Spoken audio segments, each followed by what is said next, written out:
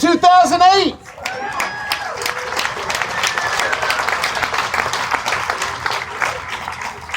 There's no magic to this stuff. 90-some% of the American people wanted some kind of background checks. We didn't get it. 90% of the American people want corporations to pay their fair share. We don't seem to get it. The majority of Americans want universal health care, but we can't seem to get it.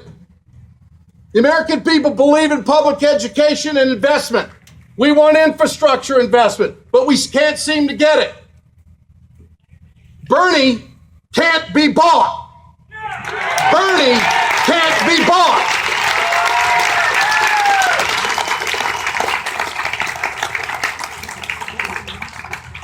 And when you ask a question, you don't get a generic answer. He's against the Trans-Pacific Partnership. He's against the Keystone XL pipeline.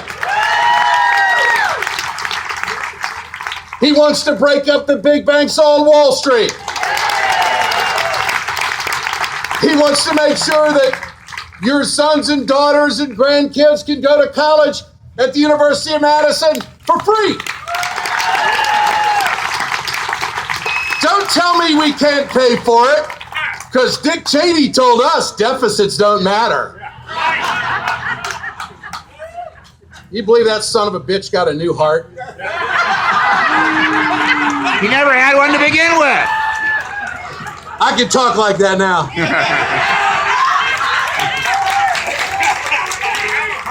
Now think about that. Guy that has 5 deferments, can't suck it up and do what he's got to do for the country, manipulates everything he possibly can through the political process. He gets a new heart. It's good for him, good for his family, but hell, he doesn't want you to have universal health care because you're not as special as Dick Cheney. Is that the America you want to live in? Are you better than your next door neighbor? See what's screwed up about America? Money runs it all. And so we finally have a conversation going in the campaign arena that is completely different. We get straight talk. We get absolutes out of a candidate who knows what it's going to take to revitalize the middle class in this country and set the table for upward mobility for all Americans. You may be wondering what I'm doing. Well, you can go to my website at wegoted.com. I produce something every single day. It's just like a TV show. It's free. I'm not shaking you down for any money. You don't have to buy anything. And if you go to it, you'll see, hey, that actually looks like the Ed Show. And I'm going to go back to Lorain, Ohio on the 29th. And I'm going to go to Cleveland, Ohio on the 30th. And I'm going to go to Youngstown, Ohio on October 1st. And I'm going to tell the state of Ohio, wherever I go, that there is a choice. And it's not an out of the mainstream choice. Just because the corporate media doesn't want to warm up to a guy from Vermont. The fact of the matter is, all of the things that Bernie Sanders supports poll in the majority. This is what the people want.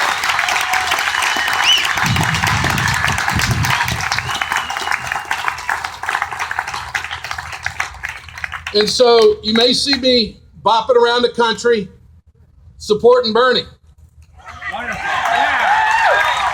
And so this isn't about who I like or who I've known or who I've had an association with or whatever. But other candidates who want the Democratic nomination don't give me a straight answer on Keystone. They don't give me a straight answer on Trans-Pacific Partnership. They don't give me a straight answer on breaking up the banks on Wall Street. I don't get a straight answer on whether we're going to make corporations not be allowed to park their money offshore and rob our treasury. I mean, look, if you want to save the middle class, you got to have some straight talk from the heartland. You got to have somebody who's going to step up and get frickin' after it, and you got to get energized and go forward with him. And that's where I am. I am a Bernie Sanders guy. I am going to support him. I believe in him. He is the guy that can turn this around. He is the one with the integrity, the vitality. He is the one that will tell the truth. Thank you, Ed.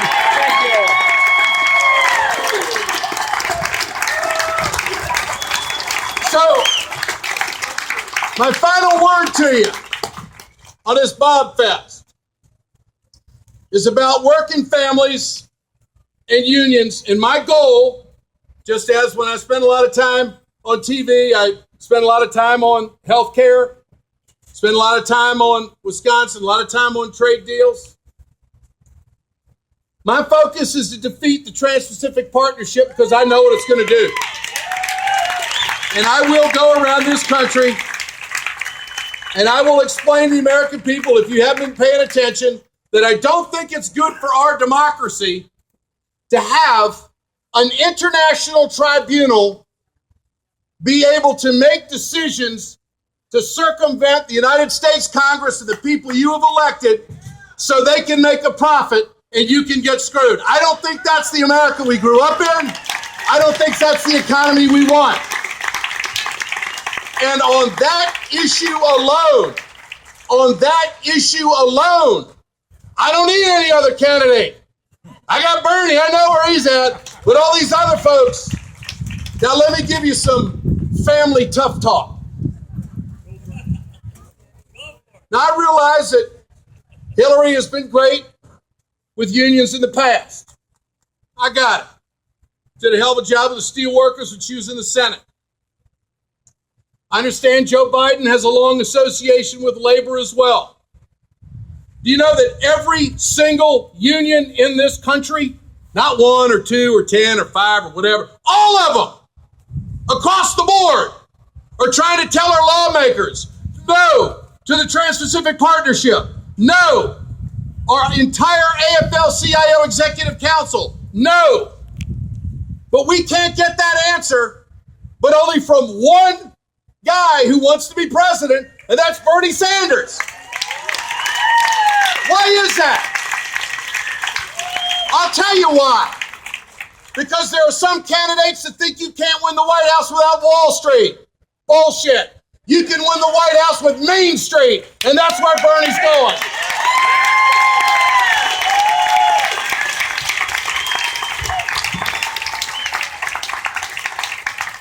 Citizens United. Okay, now after you boo, you have to start laughing. Thank you. Trump is the perfect Citizens United candidate. He goes, I don't want your money. I don't want your money. That some people who are pretty politically naive gravitate to that. Hey, this guy can't be bought. Yeah, but he can't think either.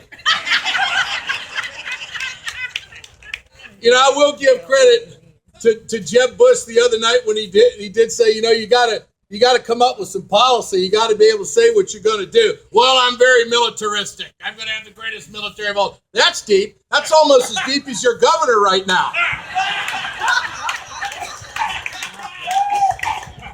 I mean, I tell you, when Bush left, I thought, my God, we're going to be short on material, but, you know, I was wrong. And then the other night, Bush, it turns to Trump and says, I know one thing about my brother. He kept us safe.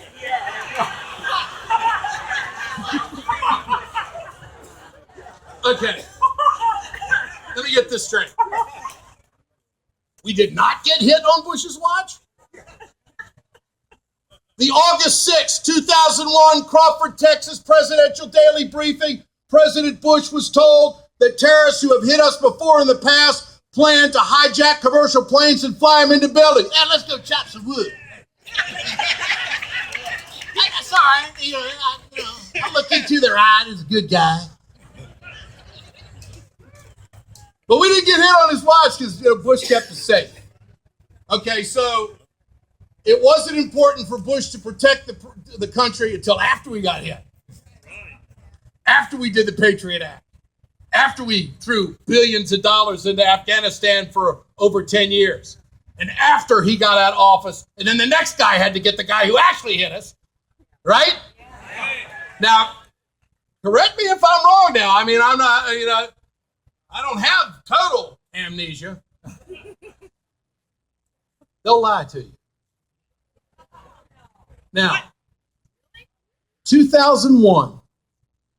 How many young kids are going to be voting this year? How many 18, 19, 20, 21, 22-year-olds are saying, gosh, this guy Bernie and Hillary and then Trump, and I'm kind of infatuated with this Trump guy. He's got a lot of money. Maybe that could be me in life. And impressionable kids are being told that Bush kept us safe. Are you freaking kidding me?